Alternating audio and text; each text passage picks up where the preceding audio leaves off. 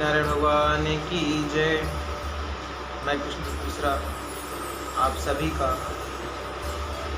इस भक्ति चर्चा में पुनः स्वागत करता हूँ। आज हम गरुड़ पुराण के अगले अष्टम अध्याय के विषय में जानेंगे, जिसमें आतुरकालिक अर्थात मरणकालिक समय में क्या दान देने चाहिए एवं मरण काल में भगवान नाम का स्मरण के महत्व के विषय में एवं अष्ट महादानों के फल तथा धर्म आचरण के महिमा के विषय में मैं आपको विस्तृत जानकारी दूंगा।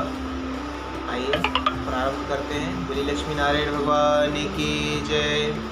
गरुड़ जी पुनः भगवान नारायण से पूछते हैं, आयुष्मकीं क्रियां सर्वां वद सुकृतानां मम कर्तव्य सा यथा पुत्रैस्तथा च कथय प्रभु। गरुड़ जी ने कहा, हे प्रभु, पुण्यात्माओं की सारी पारलौकिक क्रियाओं के संबंध में मुझे बतलाइए। पुत्रों को जिस प्रकार वह क्रिया करनी चाहिए उसे उसी प्रकार कहिए। श्री भगवान वाच, साधु पृष्टं त्वया ताक्ष मानुषाणां हिताय वै धार्मिकारहं च यत्कृत्यं तत्सर्वं कथयामि ते। तदा स्मरणं ज्ञात्वा निर्भया स्यात् ततीन्द्रियः अज्ञात ज्ञात पापानां प्रायश्चित्तं समाचरेत्। श्री भगवान ने कहा, गरुड़ जी, मनुष्यों के हित की दृष्टि से आपने अति उत्तम बात पूछी है। धार्मिक मनुष्य के लिए करने योग्य जो कृत्य हैं वह सब मैं तुम्हें कहता हूँ। पुण्यात्मा व्यक्ति वृद्धावस्था के प्राप्त हो जाने पर अपने शरीर को व्याधिग्रस्त तथा ग्रहों के प्रतिकूलता को देख करके प्राणवायु के नाद ना सुनाई पड़ने पर अपने मरण का समय जान करके निर्भय हो जाए तथा आलस्य का त्याग करके जाने अनजाने में किए गए पापों के विनाश के लिए प्रायश्चित्त का आचरण करे। जब आतुरकाल उपस्थित हो जाए, स्नान इत्यादि करके शालग्राम स्वरूप भगवान श्रीमन नारायण का पूजन करे। गंध पुष्प अक्षत इस प्रकार षोडशोपचार भगवान नारायण का पूजन करे एवं नैवेद्य आदि का भोग लगावे और विप्रों को दक्षिणा इत्यादि दे करके भोजन करावे। अष्टाक्षर अथवा द्वादशाक्षर, अष्टाक्षर अर्थात ओम नमो नारायणाय इसका जप अथवा ओम नमो भगवते वासुदेवाय इस मंत्र का जप करे। भगवान नारायण और शिव के नाम का स्मरण करे और उन्हें सुने। भगवान का नाम कानों से सुनाई पड़ने पर वह मनुष्य के प्रत्येक पापों को नष्ट कर देता है, तो फिर जपने की तो महिमा ही अलग है। रोगी के समीप आकर के बांधवों को शोक नहीं करना चाहिए, प्रत्युत मेरे पवित्र नाम का स्मरण करना चाहिए। अथवा वो यदि रोगी है तो उसके सम्मुख अथवा उसके पार्श्व बैठ करके भगवान नारायण का कीर्तन करना चाहिए, भगवान नारायण का स्मरण करना चाहिए। विद्वान व्यक्ति को मत्स्य, कूर्म, वाराह, नारसिंह, वामन, परशुराम, राम, कृष्ण, बुद्ध और कल्कि इन 10 नामों का सदा स्मरण और कीर्तन करना चाहिए। जो व्यक्ति रोगी के समीप उपयुक्त नामों का कीर्तन करते हैं वे ही उसके सच्चे बांधव कहे गए हैं। कृष्ण यह मंगलमय नाम जिनकी वाणी से उच्चरित होता है उसके करोड़ों महापातक तत्काल भस्म हो जाते हैं। जय श्री कृष्ण। मरणासन अवस्था में अपने पुत्र के बहाने से नारायण नाम लेकर के अजामिल भी भगवत धाम को प्राप्त हो गया था। तो फिर श्रद्धा पूर्वक भगवान के नाम का उच्चारण करने वाले उनके विषय में क्या कहना है।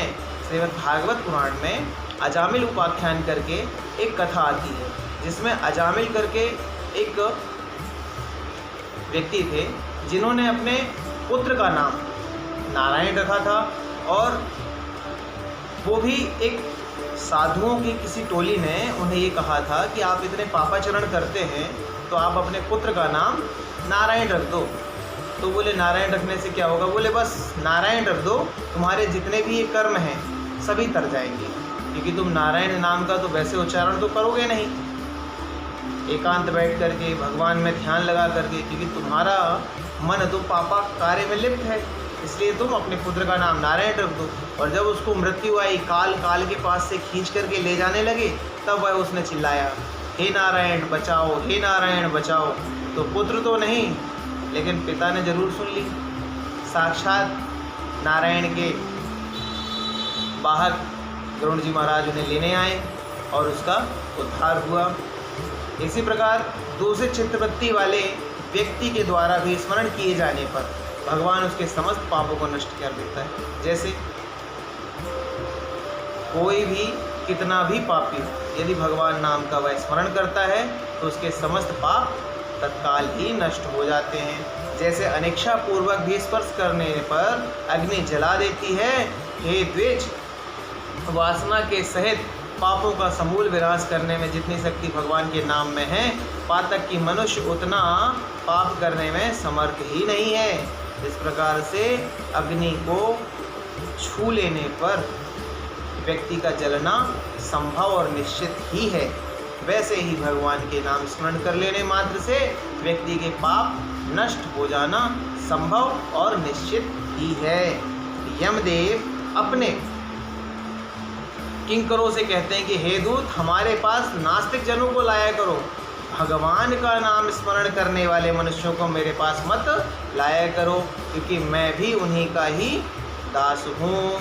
मैं स्वयं अच्युत केशव राम नारायण कृष्ण दामोदर वासुदेव हरि श्रीधर माधव गोपिका वल्लभ जानकी नायक रामचंद्र का भजन करता हूँ। क्या भजन करता हूँ? अच्युतम केशवम राम नारायणम कृष्ण दामोदरम वासुदेवम हरे श्रीधरम माधवम गोपिका वल्लभम जानकी नायकम रामचंद्रम भजे। कमल नयन वासुदेव विष्णु धरणी धराच्युत शंख चक्र पाणे भव शरणामिति प्रयंती यै वे त्यज भट दूत दूरतरेण ताप पापान।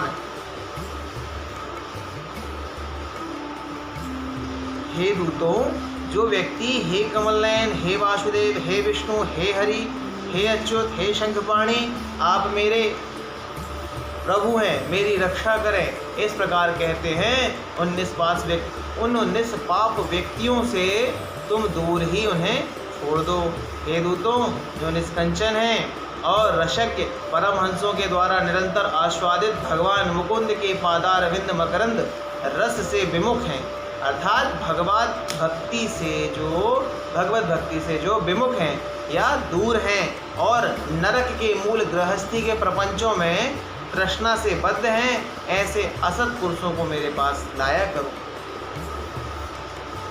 जिसकी जिह्वा भगवान के गुण और नाम का कीर्तन नहीं करती, जिह्वा न भक्ति भगवद गुण नामधेयम चेतश्च न स्मरतच्चरणारविंदम कृष्णाय नो नमति यच्छर एकदापि तानानयध्वमशतो अकृते विष्णु कृत्यान। चित्त भगवान के चरणारविंद का स्मरण नहीं करता है, उसका सिर एक बार भी भगवान की मूर्ति प्रतिमूर्ति छवि के सामने नमन नहीं होता है, भगवान को प्रणाम नहीं करता है, ऐसे विष्णु की आराधना उपासना आदि कृत्यों से रहित असत पुरुषों को मेरे पास लाया। इसलिए हे पक्षीरेंद्र, जगत में मंगल स्वरूप भगवान नारायण कीर्तन ही एकमात्र महान पापों के आत्यांतिक और एकांतिक निवृत्ति का प्रायश्चित का साधन है, इसे ऐसा जानो। नारायण से परांगमुख रहने वाले व्यक्ति द्वारा किए गए प्रायश्चित भी दुर्बुद्धि प्राणी को उसी प्रकार पवित्र नहीं कर सकता है, जैसे मदिरा से भरे घट को गंगा जी सदृश नदियाँ पवित्र नहीं कर सकती हैं। भगवान कृष्ण को नमस्कार करने से और उनके नाम स्मरण से पाप नष्ट हो जाने के कारण जीव को नरक नहीं देखने पड़ते और स्वप्न में भी कभी यमदूत उन्हें नहीं दिखते। और जो व्यक्ति अंतकाल में नंदनंदन गोपेश्वर भगवान श्री कृष्ण जिनके पीछे चलते हैं, ऐसी गाय को ब्राह्मण को दान देता है, वह मांस हड्डी और रक्त से परिपूर्ण वैतरणी नदी में नहीं गिरता, अथवा जो मृत्यु के समय में नंद नंदन इस प्रकार की वाणी भगवान नाम का उच्चारण करता है, वह पुनः मांस, अस्थि तथा रक्त से पूर्ण वैतरणी रूपी शरीर को प्राप्त नहीं करता है, शरीर धारण नहीं करता है, अर्थात वह मुक्त हो जाता है। अतः पापों के समूह को नष्ट करने वाले महाविष्णु के नाम का स्मरण करना चाहिए।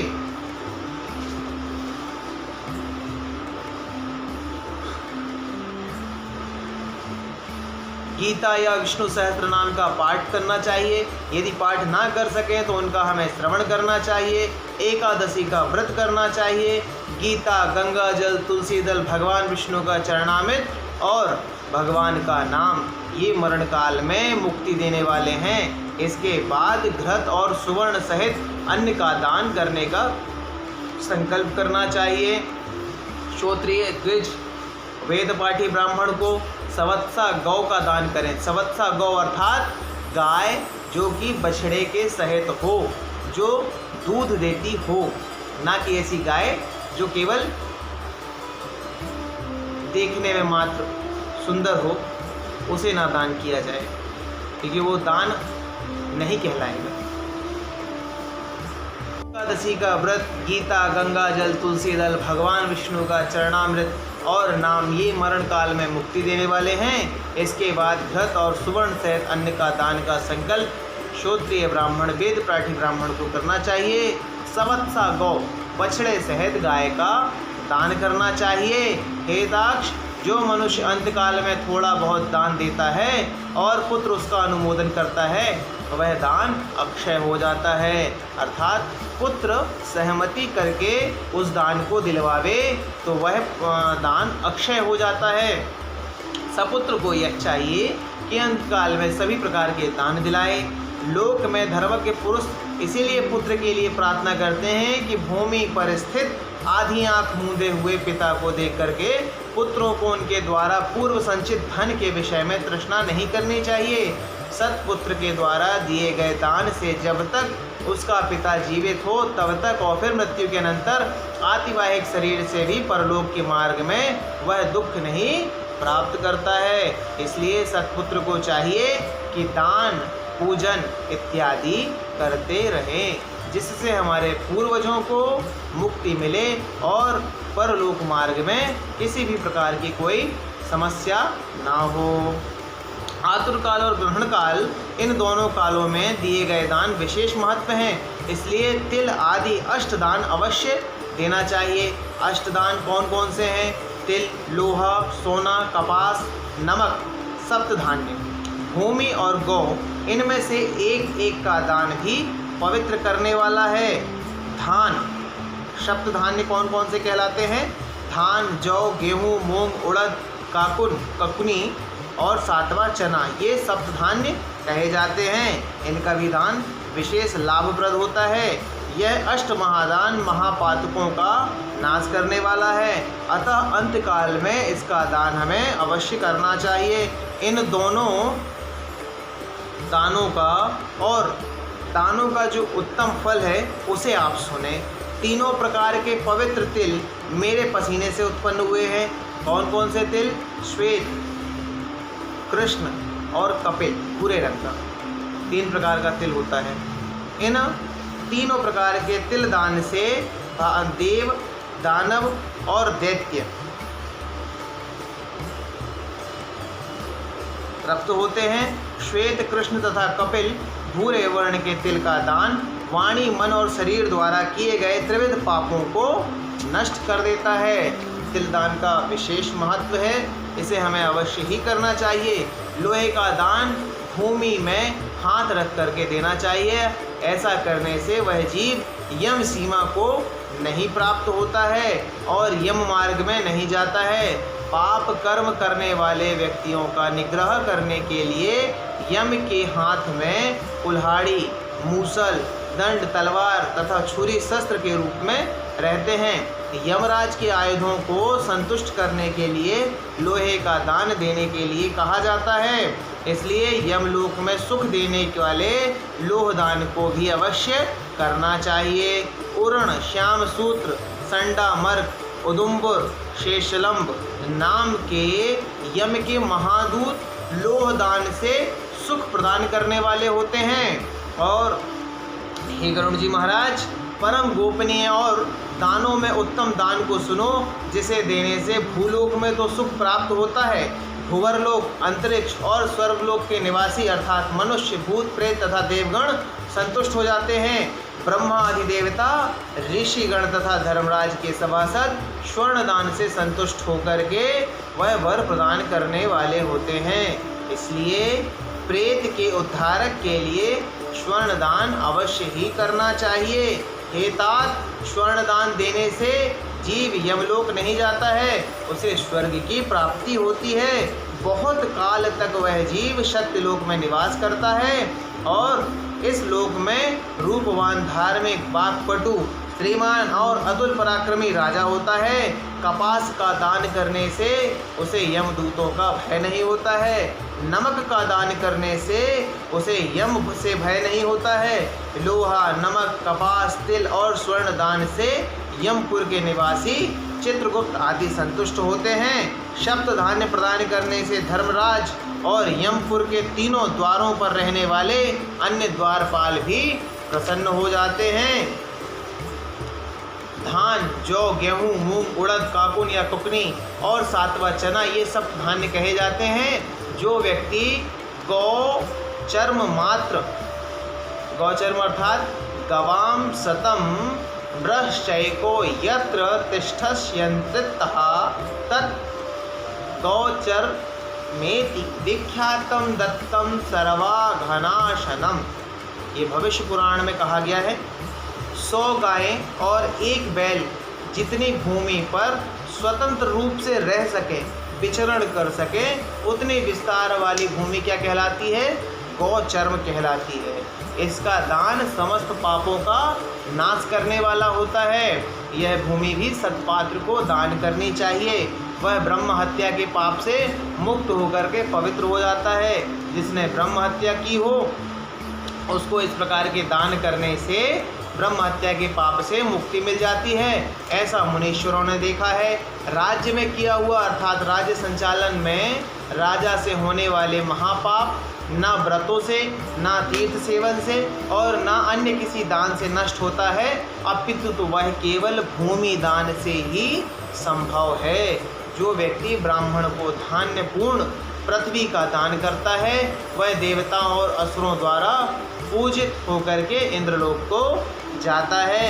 हे गरुड़ जी, अन्य दानों का फल अत्यल्प होता है, किंतु पृथ्वी दान का पुण्य दिन प्रतिदिन बढ़ता जाता है। भूमि का स्वामी होकर के जो ब्राह्मण भूमि नहीं देता, जय जन्मांतर में किसी ग्राम में एक कुटिया तक भी नहीं प्राप्त करता और जन्म जन्मांतर अर्थात प्रत्येक जन्म में दरिद्र होता है। भूमि का स्वामी होने के अभिमान में जो भूमि का दान नहीं करता है वह तब तक नरक में निवास करता है जब तक शेषनाग पृथ्वी को धारण करते हैं। इसलिए भूमि के स्वामी को भूमिदान अवश्य ही करना चाहिए।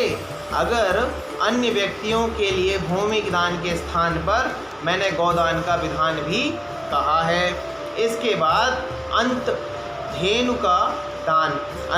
का दान करना चाहिए और रुद्र धेनु भी देनी चाहिए। तदनंतर ऋण धेनु देकर के मोक्ष धेनु का दान करना चाहिए।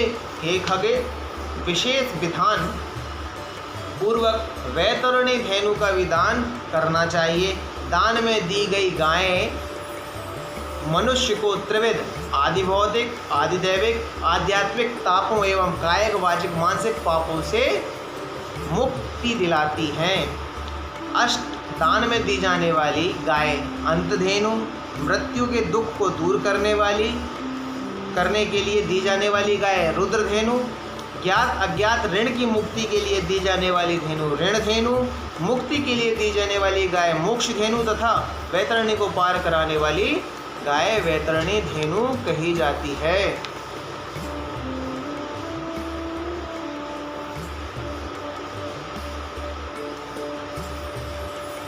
अब इस प्रकार की जो गाय होती हैं वो हमें संकल्प करके देनी चाहिए कि हम किस हितार्थ यह गौदान कर रहे हैं, परंतु आज के समय में व्यक्ति केवल गौदान ही करता है। संकल्प में क्या हो रहा है उसे इस विषय का बोध नहीं होता है। अतः सावधान होकर के इन संकल्प के विषय में अवश्य जान लें। बाल्यावस्था में, कुमार अवस्था में, युवा अवस्था में, वृद्धावस्था में अथवा दूसरे जन्म में, रात में, प्रातःकाल, मध्याह्न, अपराह्न काल और दोनों संध्याओं में शरीर, मन और वाणी से जो जो पाप किए गए हैं वे सभी पाप तपस्या और सदाचार युक्त वेदविद ब्राह्मण को उपस्कार युक्त दान सामग्री सहित सवत्सा गौदान करने वाले व्यक्ति का संचित पापों से उद्धार कर देती है। स्वस्थचित्तावस्था में दी गई 1 गौ, आतुर अवस्था में दी गई 100 गौ और मृत्यु काल में चित्त विवर्जित व्यक्ति के द्वारा दी गई 1000 गौ, मरणोत्तर काल में दी गई विधि पूर्वक 1,00,000 गौदान के फल के बराबर होता है। और यहाँ स्वावस्था में गौदान करने का विशेष महत्व है, अर्थात जब हमें अपनी इंद्रियों का बोध हो, हमें सभी प्रकार की जानकारी हो, हम पूर्ण रूप से सभी विषय में जानकार हों, तब हमें गौदान करना चाहिए। तीर्थ में सत्पात्र को दी गई 1 गौ का दान 1 लक्ष गौदान के तुल्य होता है और सत्पात्र में दिया गया दान लक्ष गुना होता है। उस दान से दाता को अनंत फल प्राप्त होता है और दान लेने वाले पात्र को प्रतिग्रह दान लेने का दोष नहीं लगता है। स्वाध्याय और होम करवाने वाला तथा दूसरों द्वारा पकाए गए अन्न को न खाने वाला अर्थात स्वयं पाकी ब्राह्मण रत्न पूर्ण पृथ्वी का दान लेकर के भी प्रतिग्रह दोष से लिप्त नहीं होता है। विष और शीत को नष्ट करने वाले मंत्र और आग भी क्या दोष के भागी होते हैं। अपात्र को दी गई वह गौ दाता को नरक में ले जाती है और अपात्र प्रतिग्रहिता को 101 पीढ़ी के पुरुषों के सहित नरक में गिराती है। इसलिए अपने कल्याण की इच्छा करने वाले विद्वान को अपात्र को दान नहीं देना चाहिए। 1 गौ 1 ही ब्राह्मण को देनी चाहिए, परंतु ब्राह्मणों को 1 गौ कदापि नहीं देनी चाहिए। बहुत से ब्राह्मणों को 1 ही गौ नहीं देनी चाहिए। वह गौ यदि बेची गई है अथवा बांटी गई है तो 7 पीढ़ी तक के पुरुषों को वह जला देती है। हे खगेश्वर, मैंने तुमसे पहले वैतरणी नदी के विषय में कहा था, उसे पार करने के लिए उपायभूत वैतरणी गौदान के विषय में मैं तुमसे कहता हूँ।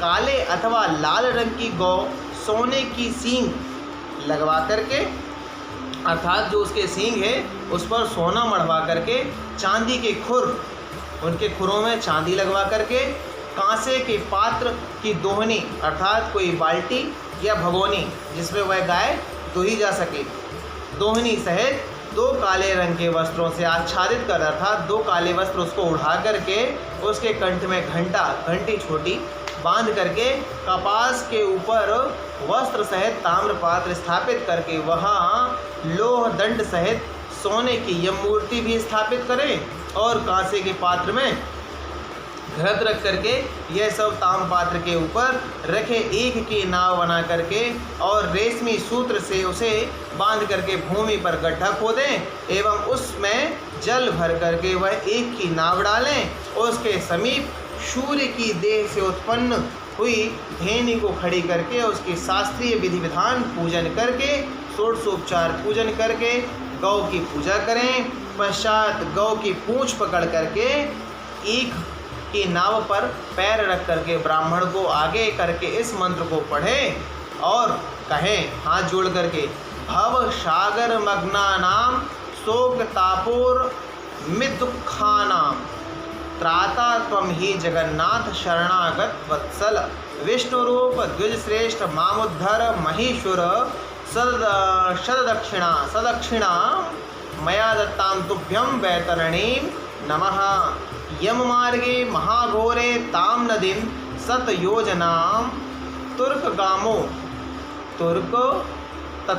कामो ददाम्येतां तुभ्यं वैतरणी नमः। हे जगन्नाथ, हे शरणावत्सल, भव सागर में डूबे हुए शोक संताप की लहरों से दुख प्राप्त करते हुए जनों के आप ही रक्षक हैं। हे ब्राह्मण श्रेष्ठ, विष्णु रूप भूमिदेव, आप मेरा उद्धार कीजिए।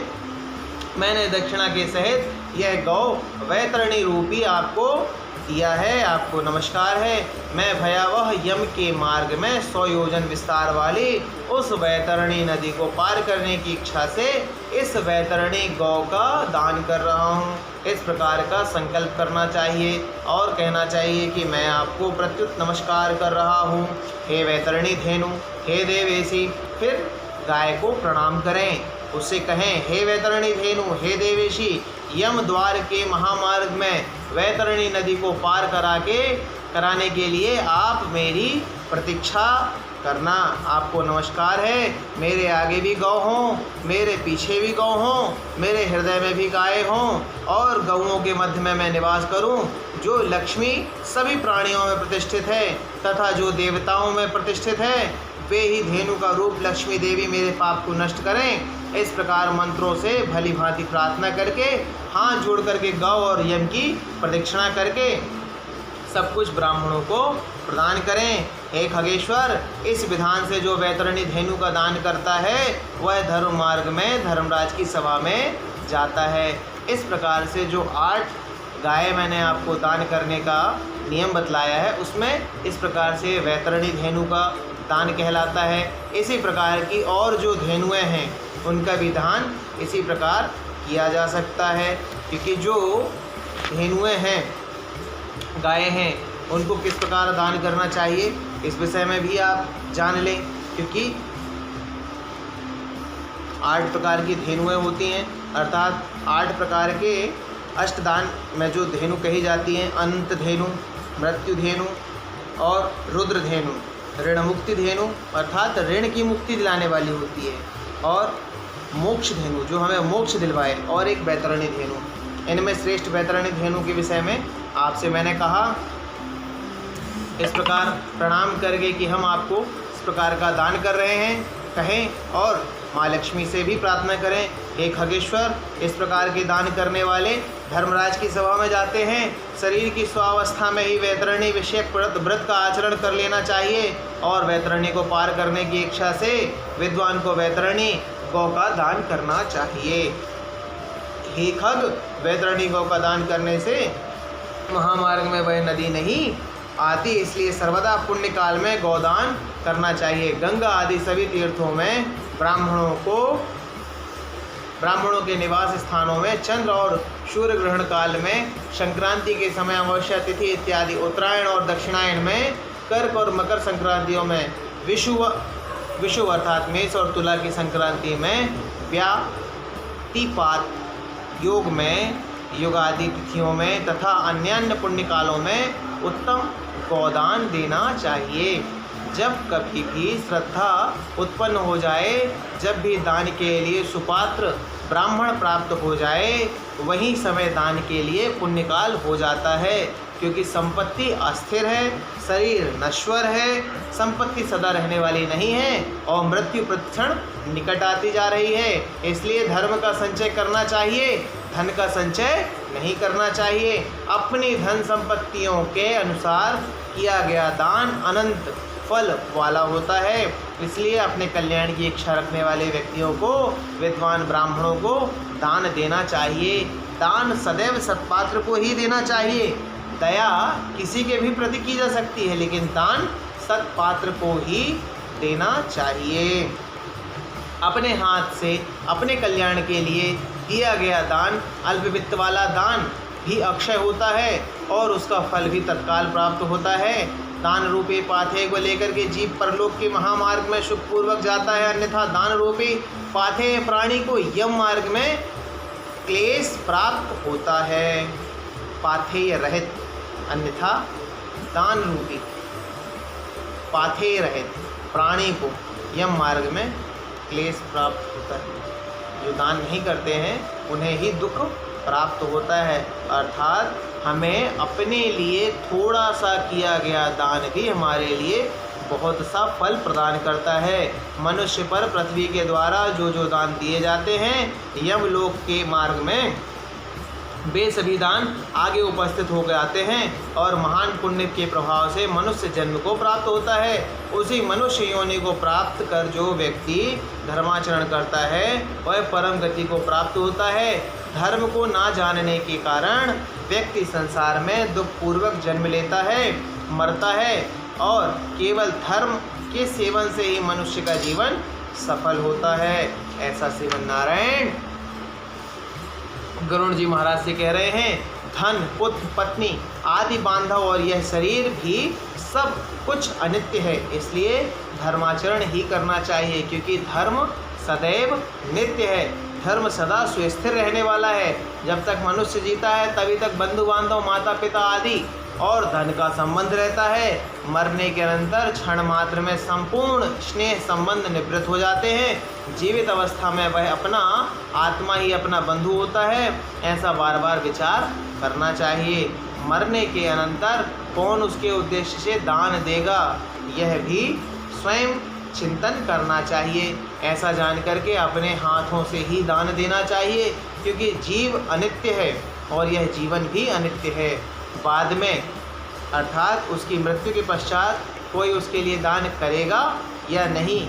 मृत शरीर को काठ और ठेले के समान पृथ्वी पर छोड़ कर बंधु बांधव विमुख होकर के लौट जाते हैं। केवल धर्म ही उसका अनुगमन करता है।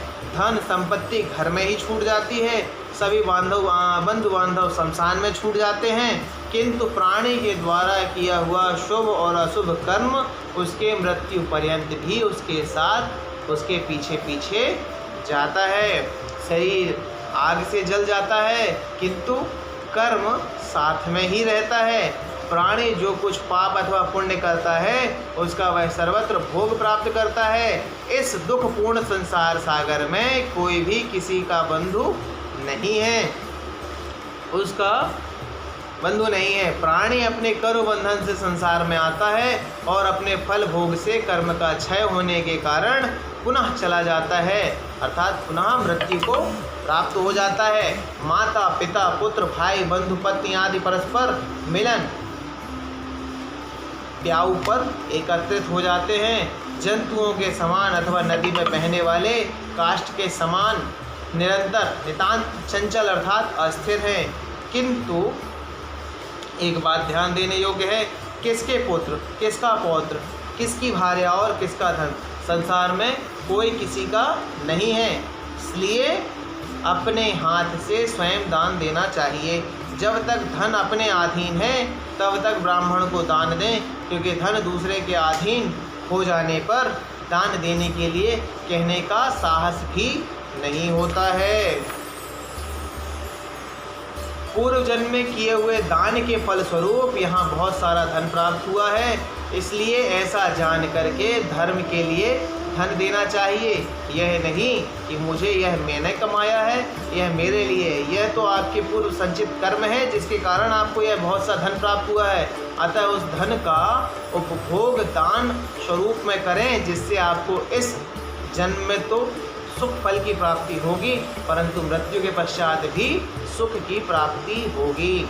धर्म से अर्थ की प्राप्ति होती है, धर्म से काम की प्राप्ति होती है और धर्म से मोक्ष की प्राप्ति होती है। इसलिए धर्माचरण करना चाहिए। धर्म श्रद्धा के साथ धारण किया जाता है, बहुत सी धनराशि से नहीं। यदि श्रद्धा है तभी आप धर्म के कार्य में लग सकते हैं, धन के माध्यम से नहीं। अकिंचन मुनिगण भी श्रद्धावान होकर के स्वर्ग को प्राप्त करते हैं। जो मनुष्य पत्र पुष्प फल अथवा जल मुझे भक्ति भाव से अर्पित करता है, कहा गया है भगवान नारायण के लिए, पत्रम पुष्पम फलम तोयम यो मे भक्त्या प्रयक्षति तदहम भक्त्यानुहर्तामनामि प्रियमात्मनः। जो मनुष्य पत्र पुष्प फल अथवा जल मुझे भक्ति भाव से समर्पित करता है, उस संयतात्मा के द्वारा भक्ति पूर्वक दिए गए पदार्थों को मैं प्राप्त करता हूँ।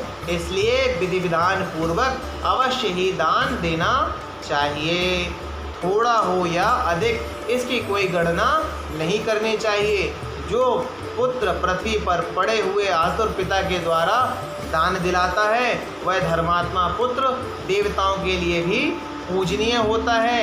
माता पिता के निमित्त जो धन पुत्रों के द्वारा सत्पात्र को समर्पित किया जाता है उससे पुत्र पौत्र और प्रपौत्र साथ वह व्यक्ति स्वयं भी पवित्र हो जाता है। पिता के उद्देश्य से दिए गए दान से 100 गुना, माता के उद्देश्य से दिए गए दान से 1000 गुना, बहन के उद्देश्य से दिए गए दान का 10,000 गुना और सहोदर भाई के निमित्त किए गए दान से अनंत गुना फल प्राप्त होता है, पुण्य प्राप्त होता है। दान देने वाला उपद्रवग्रस्त नहीं होता है, उपद्रवग्रस्त नहीं होता है, उसे नरक यातनाएं नहीं भोगनी पड़ती हैं और मृत्यु काल में उसे यमदूतों द्वारा कोई भय नहीं दिखाया जाता है।